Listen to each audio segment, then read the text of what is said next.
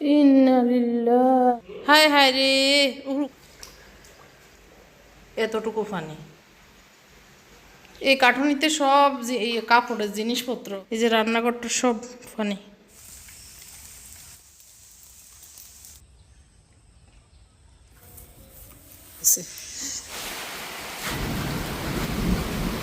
চিংড়ি মাছের কাতল মাছ।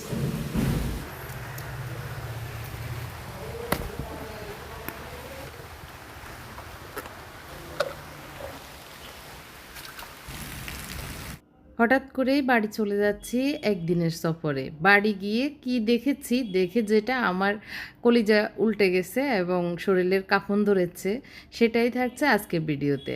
আসসালামু আলাইকুম, সবাইকে ওয়েলকাম জানাচ্ছি আমার চ্যানেল রুমি স্পেশাল হাউসে। আমি ফারহানা ইয়াসমিন রুমি আপনাদের মাঝে আরেকটি ব্লগ নিয়ে এসেছি। আজকের ব্লগটি হচ্ছে বাড়ি যাওয়া থেকে বাড়ি থেকে আসা পর্যন্ত। আশা করি শেষ পর্যন্ত দেখবেন, দেখলে আপনাদের ভালো লাগবে। বাসা থেকে সকাল 6:30টায় বেরিয়েছি, এখন বাজে 9:30 পৌনে 10টা। এ সময় আমরা কুমিল্লা মিয়ামিতে নাস্তা চা খেয়ে আবারও বাড়ির উদ্দেশ্যে রওনা দিয়েছি। আসতে আসতে প্রায় 12:30 বেজেছে। আমরা এরই ভিতরেই বাড়ি পৌঁছে যাচ্ছি। তো বাড়ি যাওয়ার পথে যে অবস্থা শুরু এবং যে অবস্থা, সেটা হচ্ছে বৃষ্টি।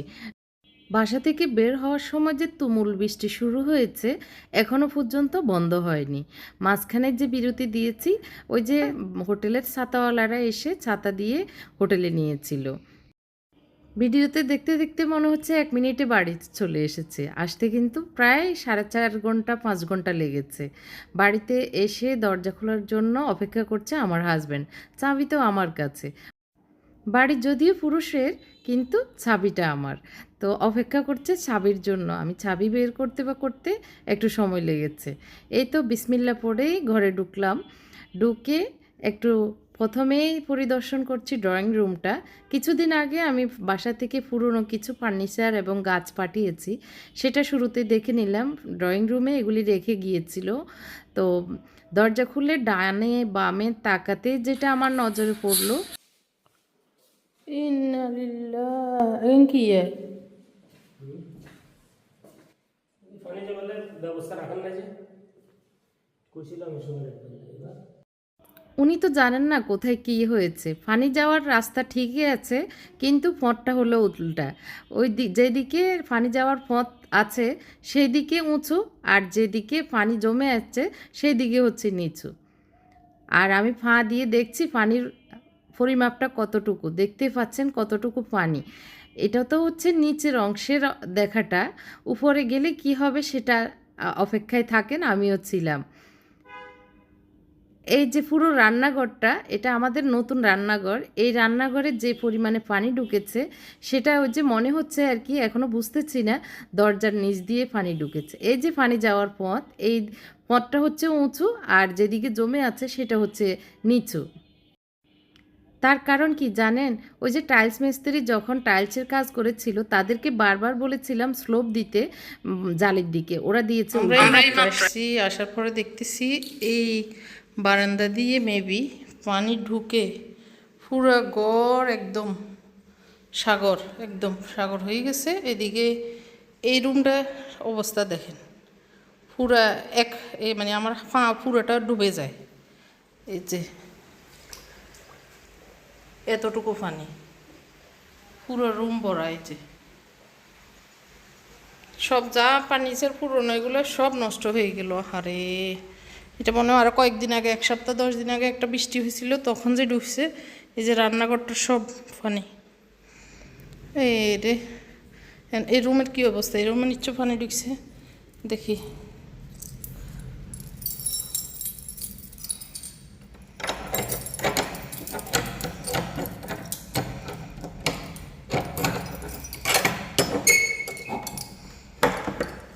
সেই একই অবস্থা। হায় হায় রে, খাটা এত হয়েছে, ইয়ার খাট। আয় রে, কাঠুনিতে যা ছিল সব নষ্ট হয়ে গেছে। আয় হ্যাঁ হ্যাঁ, আহা রে, কাল্লা থুই গেছি এত যা যুদ্ধ করি। আয় রে, এই কাঠুনিতে সব এই কাপড়ের জিনিসপত্র। হায় রে,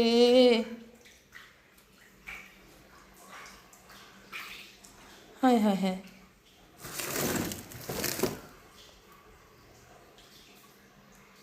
হানি হওয়ার কন্ময়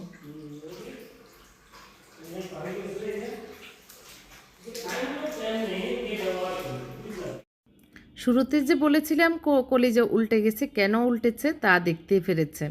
এরকম অবস্থা হলে কার না ভালো লাগবে বলেন? আমার তো পুরো শরীর কাঁপতেছিল, কিভাবে এগুলি পরিষ্কার করব। এসেছিলাম আধা ঘন্টা ১ ঘন্টা জাস্ট দেখে আবার চলে যাব। আমার হাজব্যান্ড ওনার কোম্পানির কাজে এসেছিল, ওনার সঙ্গে আমি এসেছিলাম, ভাবছিলাম বাড়িটা কী অবস্থা একটু দেখে যাই। প্রায় ২ মাস হয়ে গেছে আসি নাই। এসে যা অবস্থা দেখেছি, দেখে তো আপনারাই বুঝতে পারছেন কী অবস্থা হচ্ছে। উপরের যে টাঙ্কি ছিল সেটার উপরের যে ডাকনা সেটা পর্যন্ত উড়াই এখানে ফেলেছে বাতাসে। তো আমরা ছাদে এসেছি, ছাদের কী অবস্থা দেখার জন্য। ছাদেও পানি জমে আছে। উপরের গাছ থেকে আম মানে ফাড়ার ইচ্ছে ছিল, কিন্তু এত পরিমাণে বৃষ্টি হচ্ছে, ফাড়ার কোনো উপায় নেই। আমরা ৩ জন লেগে গিয়েছি পানি সেচার কাজে।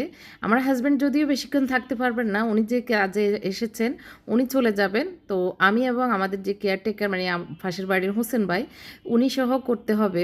তো আমি এই যে বসে পড়েছি পানি সেচার কাজে, সেটাই করছি। আর আমার হাসব্যান্ড নিচের রান্নাঘরটা পানি ফেলতেছে, হোসেন ভাই পাশের রুমটা করছে। এভাবে কিছুক্ষণ পরে আমার হাসব্যান্ড এসে বলল, "কী করছো? এটা দিয়ে তো পানি যাবে না, বারান্দা পানি যাওয়ার পথ নেই।" কারণ হচ্ছে যে পথটা ছিল সেটা হচ্ছে ওই যে একটা হাউস করেছিল আমার বড় যা, ওটা উপরের দিকে উঠানো। এই যে পানি জমে গিয়েছে, তো এইখান থেকে আবার ফেলতে হবে। তো ডাবল কাজ হয়ে যাবে, এজন্য আমি পানি সেচাটা বন্ধ করে দিয়েছি। হোসেন ভাই বলল, "অসুবিধা নাই, আমি বালতিতে করে একবারে উপর থেকে নিচে ফেলে দিব, আপনি ধরিয়েন না।" যার কারণে আমি ফার্নিচার চাটা বন্ধ করে দিয়েছি। এরপরে বাইরে চলে এসেছি আপনাদেরকে বাইরের দিকটা কেমন দেখার জন্য। আর প্রথমেই দেখাচ্ছি আমার ফসলগুলি। এই গাছগুলি আমি কিছুদিন আগেই ফাটিয়েছিলাম ওই যে পুরনো ফার্নিচারের সাথে। দেখতে পাচ্ছেন বেগুন গাছে বেগুন ধরেছে, কাঁচামরিচ ধরে ফেঁকে আছে। আর এই যে একটা বেগুন গাছ, ৩ ধরনের বেগুন ফাটিয়েছিলাম। তো বেগুন ধরেছে, আলহামদুলিল্লাহ, দেখে ভালো লাগছে। আর বাইরে তো বৃষ্টি, আমি বৃষ্টিতে ভিজে ভিজেই দেখছি। আসলে যখন কোনো কাজ করা হয়, এই যে আমার হাজব্যান্ড পানি সেচতেছে, তো কষ্ট করে মেহনত করে যখন কোনো বাড়ি বা ঘর বা যে কোনো কিছুই আমরা করি না কেন, সেটা যদি মেহনত, ঘাম, শ্রম যায়, সেটার দরদটা কিন্তু অন্যরকম থাকে। গত ১ বছর আমি আমার ঢাকার সংসারে সব ত্যাগ করে, ছেলেদেরকে ত্যাগ করে আমি এই বাড়িটা করার পেছনে লেগেছিলাম। অনেক শ্রম, ঘাম, মেহনত, শারীরিক, মানসিক, আর্থিক গিয়েছে। যার কারণে এখন একটু মানে একটু নষ্ট দেখলেই সেটাতে কষ্ট লাগছে। তো এই যে হোসেন ভাই ওনার বাহির থেকে নিয়ে নিয়েছে, বলল, "আমি করব, আপনি যান।" তো আমার হাসব্যান্ড বলল, "আমার আর সময় নেই, আমি চলে যাচ্ছি, তোমরা থাকো।" যেহেতু এখানে একটু সমস্যা দেখা দিয়েছে, তো উনি ওনার কাজ সেরে আবার এসে আমাকে নিয়ে যাবে। তবে প্রথমে আমাদের প্ল্যান ছিল আমার হাসব্যান্ড সহ এসে দেখে চলে যাব। আমি আমার বোনের বাসায় থাকবো কিছুক্ষণ। এর ভিতরে উনি ওনার কাজ সেরে আমি সহ একসাথে চলে যাব ঢাকায়। তো এখন যেহেতু সমস্যা বেঁধেছে, উনি আমাকে বাড়িতে রেখে ফেনীর কাজে চলে যাচ্ছে। ফেনী থেকে এসে আবার আমাকে নিয়ে একবার আমরা ঢাকার উদ্দেশ্যে রওনা দিব। কারণ আমার মুনতাসিরের আগামী দিন আবার পরীক্ষা। তো ওকে রেখে এসেছি, জাস্ট এই সকালে এসে বিকেলে যাওয়ার কথা বলে। এখন গিয়ে ওর আবার তত্ত্বাবধান করতে হবে। বাড়িতে শলার ঝাড়ু অনেকগুলো কিনেছিলাম, কিন্তু ওই যে বাড়িতে রেখে আসলে সেটা আর পাওয়া যায় না। এখন আমি ফুলের ঝাড়ুটা ভিজে আছে, সেটা দিয়ে একটু কাচিয়ে ওই যে যেদিকে পানি ওইদিকে দিয়ে দিচ্ছি। আর একটা মোছানির লাঠি আছে, সেটা দিয়ে একটু ভালো করে পানিকে, যেদিকে অল্প পানি আছে সেদিক থেকে চিপে চিপে দিয়ে দিচ্ছি। তো হোসেন ভাই ওই দিকের বেশি পানির দিকেরটা বালতিতে করে নিচে ফেলে দিচ্ছে।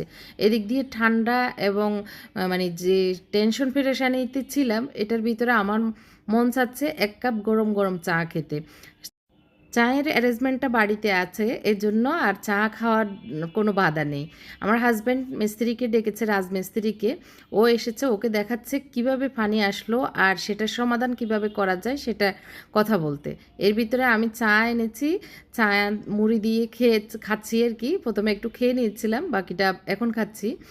আর চার যে মিল্কটা সেটা আমি নর্মাল ফ্রিজে রেখে এসেছিলাম, একদম ভালো ছিল। আর একটু লিকুইড দুধও নর্মাল ফ্রিজে ছিল, সেটাও একদম ভালো ছিল। ছিল। এতদিন পর্যন্ত কোনো নষ্ট হয়নি। একটা ডিম আমার বাসুর গতবার যাওয়ার সময় রেখে গেছে বাইরে কাউন্টার টপের উপরে। ওইটাও দেখি ভালো আছে। আল্লাহর রহমতে কিসমতে যেগুলি আমার ছিল সেগুলি আমি পেয়েছি। এখন এই যে মরিচগুলি উঠানোর পালা। হোসেন ভাই ওইদিকে পানি ফেলতেছে আর আমি মরিচগুলি উঠিয়ে নিচ্ছি। যেটা নিব মনে হচ্ছে সেটা নিচ্ছি। আর এদিক দিয়ে তো বৃষ্টি পড়ছে আর পড়ছে। দেখতে পাচ্ছেন একই গাছের ২ জাতের মরিচ। একগুলো হচ্ছে একদম ছোট, ছোট গোল, গোল, আরেকগুলো হচ্ছে কালো কিন্তু লম্বা। তো এটা দেখে ভালোই লাগছে। এগুলি হলো ১২ মাসি মরিচ। জানি না হবে কিনা, তবে যত্ন করলে রত্ন মেলে। কিছুদিন আগেই লাগিয়েছিলাম আর এখন ফলন তুলছি। এটাও মন্দ কিসের। বেগুনটাও উঠিয়ে নিচ্ছি, যেহেতু এসেছি আবার কবে আসি না আসি। এখন নিয়ে গেলে মনে শান্তি লাগবে, রেখে গেলে কিন্তু চটপট লাগবে। যদিও সব ফল এবং গাছের যেগুলি বাড়িতে আছে গাছপালা সবগুলোই আল্লাহর রাস্তায় বলে দিয়েছি। যেটাই যখন কেউ খাবে, কেউ একটা ডোগা নিবে, সেটা যেন সোয়াব আমাদেরকে দেয়। এগুলিও সোয়াবের নিয়তে রেখেছি। আর যেটা আমাদের কিসমতে আল্লাহ রেখেছেন সেটা আমরা পাবো। এটার নিয়ত রেখেছি, বাকিটা আল্লাহর উপরে। আল্লাহ যদি আমাদেরকে সওয়াব দান করে। আমি প্রত্যেকটা গাছকেই দেখতেছি খুঁজে খুঁজে কোনো ভিতরে আছে কি না। যাই হোক, অল্প হলেও মনের সন্তুষ্টি, নিজের ফলন। আর ওই যে একটা পেয়ারা গাছ পাঠিয়েছি সেটাও এখানে লাগিয়েছে।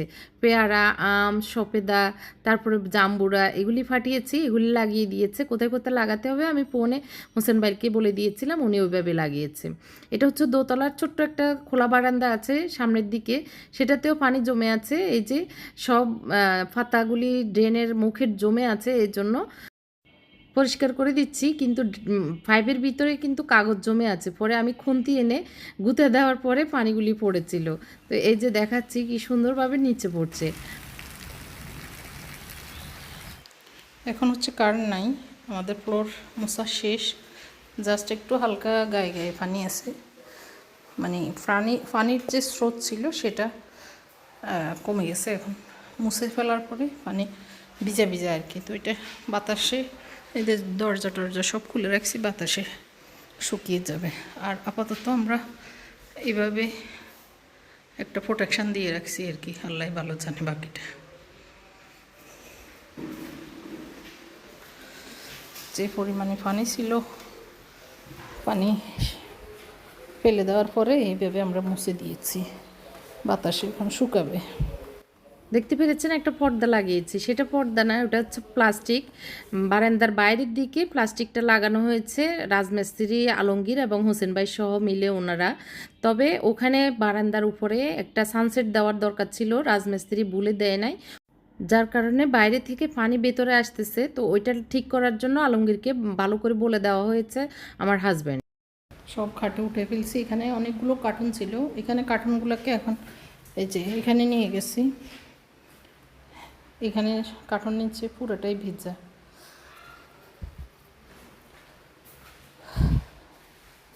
সিঁড়িটা মুছছে হোসেন ভাই, মুছতেছে।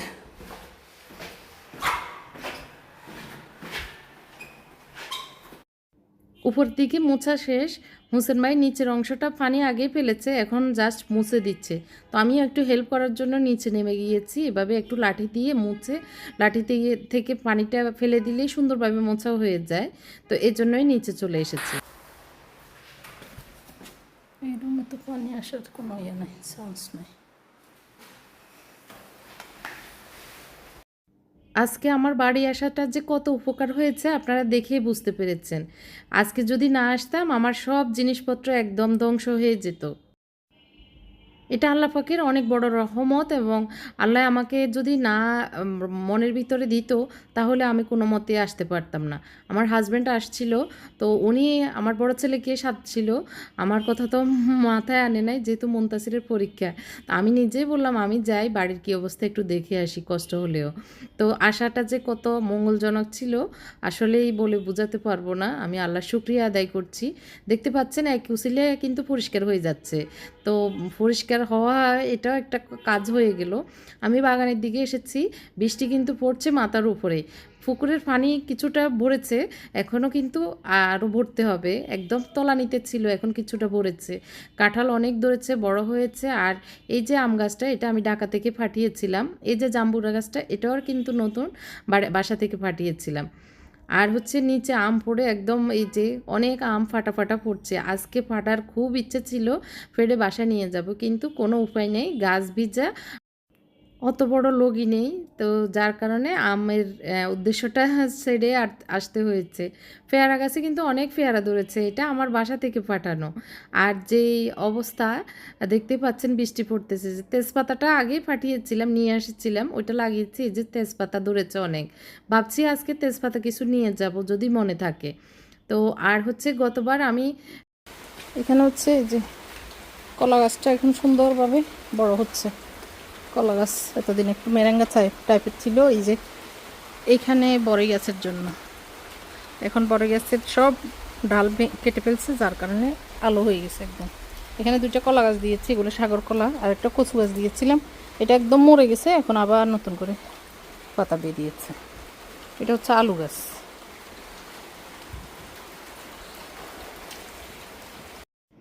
আম গাছের নিচে 2-3টা আম পেয়েছি, সেগুলি একটু রেখে দিচ্ছি। আর এদিক দিয়ে হোসেন ভাইকে বললাম, এই গাছে তো অনেকগুলো লেবু পেকে আছে, এগুলি আমি ফেটে দেন। তো উনি লগিয়ে আনতেছে, ওগুলি ফেটে দিবে।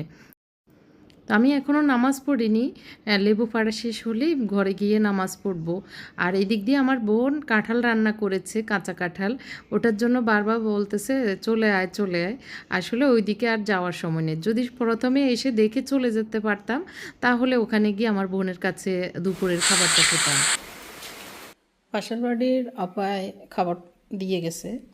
এখানে ছোট মাছের চচ্চড়ি, চিংড়ি মাছের লতি, তারপরে এটা হচ্ছে কাতল মাছ, ভাত। অনেক ভাত, এত ভাত তো খেতে পারবো না। তো আমি চা মুড়ি খাওয়ার পরে আমার খিদা ছিল না। আপাকে অনেক মানে বললাম যে না দিতে, উনি জোর করে দিয়ে গেছে খাবার। তো না খেয়ে তো পারছি না, আমি ওই যে যে ফ্রিজে সবজি দিয়েছে সেই ফ্রিজে অল্প একটু ভাত খেয়ে নিচ্ছি, মানে সবজি মাছ খাওয়া আর কি।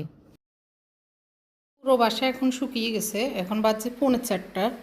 আমরা 12:30 এসেছিলাম আর কি।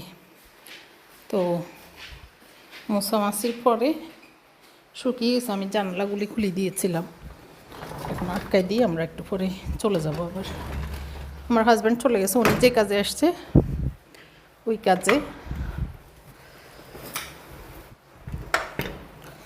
তো এখন এসে আমাকে নিয়ে যাবে। এই যে বক্সটাও এখানে উঠে রাখছে, এটার নিচে পানি, এটা নষ্ট হয়ে যাবে আর কি। এটার নিচে পানি ছিল, তো এটা বোর্ডের, এটা কি বোর্ড বল, মেলামাইন বোর্ড। মেলামাইন বোর্ডগুলি এমনিতেই নষ্ট হয়ে যায়। ডয়ারগুলিতে আমি টুকটাক জিনিস রেখে গিয়েছি।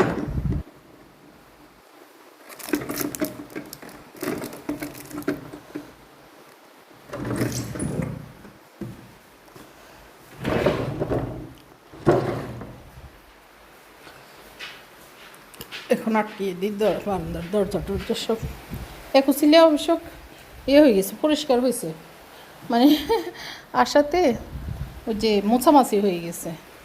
আর এই টিনটার উপরে দেখতে পাচ্ছেন 2টা আমি সাদা টিন দিয়েছি। সাদা টিন দেওয়ার কারণে ওই যে নিচে আলো হয় আর কি, একদম জানালার মতো। তো আর এই যে বড় গাছটা কাটার পরে পুরো এই এলাকাটা একদম মানে আলো। আর এই বারান্দা দিয়ে ওই যে ওই দিক দিয়ে পানি ঢুকেছে আর কি, বারান্দা দিয়ে না, মানে ওয়ালের গ্রিলের গ্লাসের ফাঁকে দিয়ে অনেক নোংরা হয়ে গেছে। যে কারেন্ট নাই, সব লাইট টাইট অফ আছে কিনা দেখতে হবে। আজকে আসাতে যে কি উপকার হয়েছে আসলে। আমরা তো এখানে সব সুইচ টুইচ সব নতুন করে লাগিয়েছি। এই অংশটা যদিও পুরনো, আরও কত 15 বছর আগে করা। মানে আজকে আমার হাজব্যান্ডের সাথে মানে জোর করে আসছি মনে মনে আর কি। উনি তো আসলেই খুশি ওনার সাথে। আমি ওই যে যখন সকালে উঠছি তখন মন চাচ্ছিল না আসতে, তারপরে ভাবলাম না, কষ্ট হলেও যাই, দেখে আসি। তো সেই মনটাকে বেঁধে আসাতে তো অনেক উপকার হয়েছে। এই যে সব কিছু এখন খাটের উপরে উঠাই, তারপরে এইভাবে পরিষ্কার মানে মোছামাছি হয়েছে আর কি, পানি শুকিয়ে গেছে। এই যে জানালাটা অফ করে দিই, বাতাসে শুকিয়ে গেছে। এই যে বৃষ্টির পানি এখন আবার এখান দিয়ে আসছে, দেখছো? এই যে পানি একটু এটা বন্ধ করে দিই, বন্ধ থাকলে আর আসবে না। আর এই জায়গাটা একটু ঢেকে দিই। আমি চাবি খুঁজতে গিয়ে এটা উল্টে ফেলছি।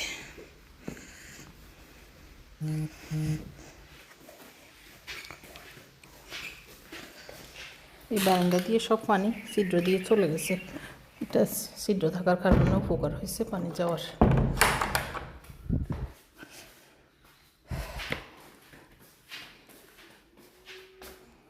এই সিলের মেশিনটা নিয়ে যাব কিনা ভাবতেছি। লাইট অফ করে দিই।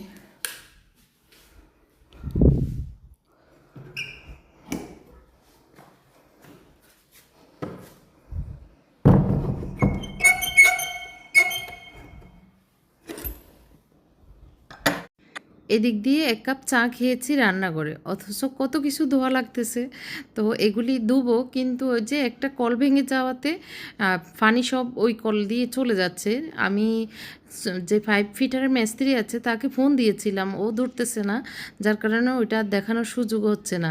তো কী আর করা, আমি ওই যে কল থেকে পানি উঠিয়ে এনেছিল সেগুলি দিয়ে যতটুকু পারি ধুয়ে রেখে যাব, বাকিটা এসে পরে ভালো করে মাজতে হবে। এখন যেহেতু পানি কম আছে। যে এই কলটা ভেঙে এখান থেকে ছুটে গেছে, যার কারণে টাঙ্কির পানি সব চলে যায়। তো এই ময়লাগুলো ফেলে দিব।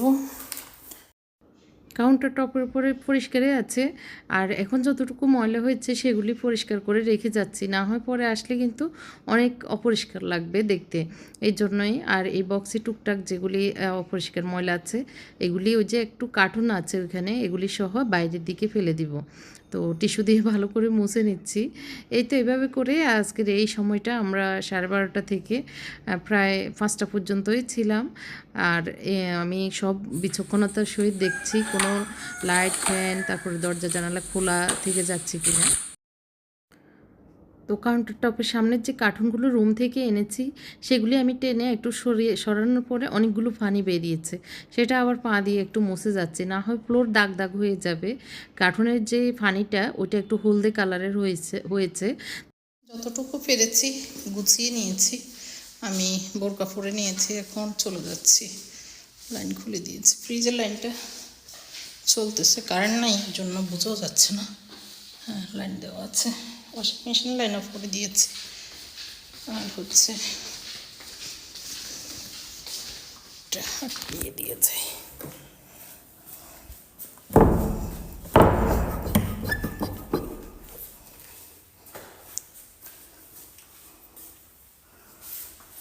আল্লাহর হাওলা ফি আমানিল্লাহ। আমার হাজব্যান্ড বলল আসতেছে, উনি পথে। তো আমি এর ভিতরে আসরের নামাজটা পড়ে নিয়েছি, নিয়ে এখন আমি একটু বাইরের দিকটা দেখছি কোথাও কিছু আছে কিনা।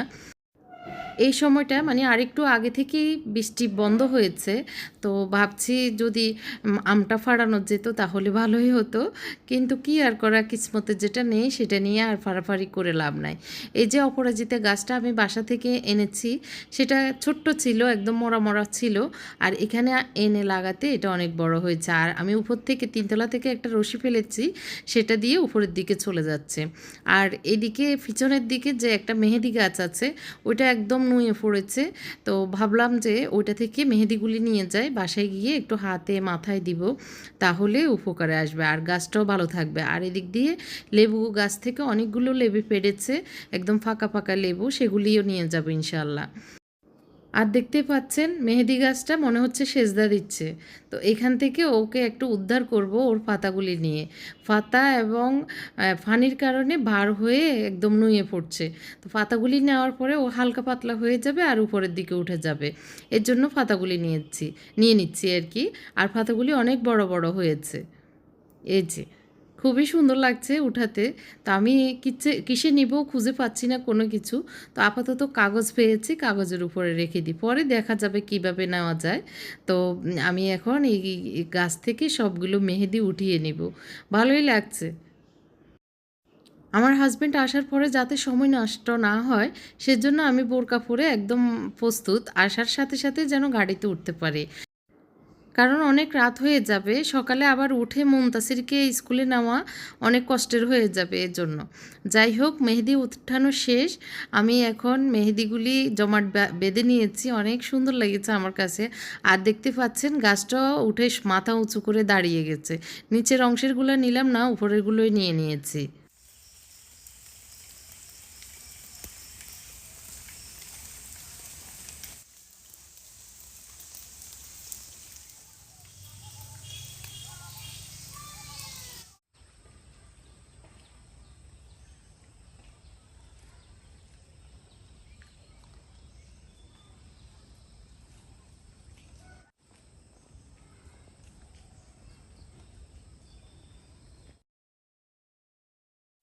আমাদের এই নতুন বাড়িটা আপনাদের অনেক পছন্দ, সেজন্য একটু সামনে পিছনে এক ঝলক দেখিয়ে দিয়েছি বাইরে থেকে। এর ভিতরে আমার হাজব্যান্ড চলে এসেছে আমাদের কোম্পানির ইঞ্জিনিয়ার নজরুল সাহেবকে নিয়ে। ওই যে ফানি কিভাবে আসলো, ফানি কিভাবে যাচ্ছে, মানে ঘরে ঢুকলো, এই বিষয়গুলি একটু ইঞ্জিনিয়ার সাহেব তো দেখানোর জন্য। আর আমরা বিসমিল্লাহ পড়ে আল্লাহর নাম নিয়ে গাড়িতে উঠে বসেছি, ফেনীর উদ্দেশ্যে রওনা দিচ্ছি। কারণ ফেনীতে প্রথমে আমার শাশুড়ির সাথে একটু দেখা করবে, তারপরে আমরা ঢাকার উদ্দেশ্যে রওনা দিব। ফেনীতে আমার বড় জায়ের কাছে আমার শাশুড়ি আছেন আপাতত। তো এখানে এসেছি, ওই যে আমার শাশুড়ি সহ নাস্তা খাচ্ছে, আমাদের বড় বউ নাস্তা দিয়েছে, কফি, নুডলস আরও অন্যান্য।